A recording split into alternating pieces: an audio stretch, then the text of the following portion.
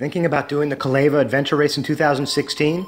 This short video is a quick look at the 2015 race to give you an idea what the race is about if you're new to the Calleva race, and a general introduction to adventure racing if you're new to the sport. The 2015 edition race was a blast.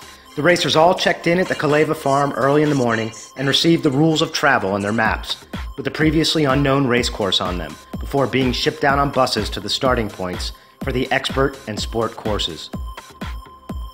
The teams rushed to plan out their strategies to collect the most points in the allotted time.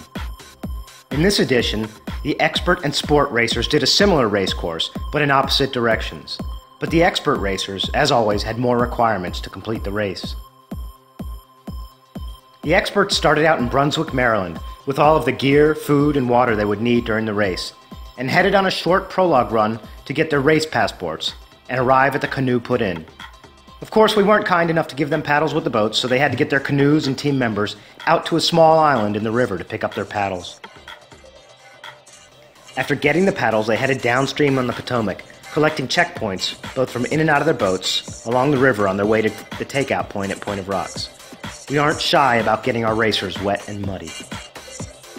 At the Point of Rocks Bridge, the racers transitioned to their mountain bikes and made their way along gravel and dirt roads to a 5-mile single-track mountain bike course, where they had to collect checkpoints on the course.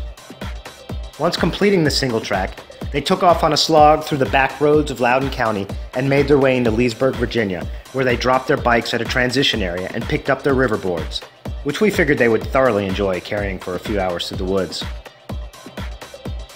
With the boards in hand, they headed onto the orienteering course, where they used maps and compasses and bushwhacked their way to the O-Course flags to punch their passports. Once the racers had collected the mandatory O-Course points, and whatever optional points they elected to spend extra time getting to, they took their boards to the river entry point and set back out into the Potomac with all of their gear. After exiting the river several miles down, the racers started the final trek back to the finish at the farm, collecting a few mandatory and optional points along the way. At the Calleva farm, the racers came either triumphantly across the finish line, or with choice words for the race directors and anyone else within range of fire. Regardless of which, food and drinks were waiting, and an incredible bounty of prizes from the generous race sponsors were handed out. At this point, the racers, race directors, and team of fantastic volunteers were physically and emotionally spent, with a primary goal of getting home and into bed. In 2016, we will be offering a different option than in the past.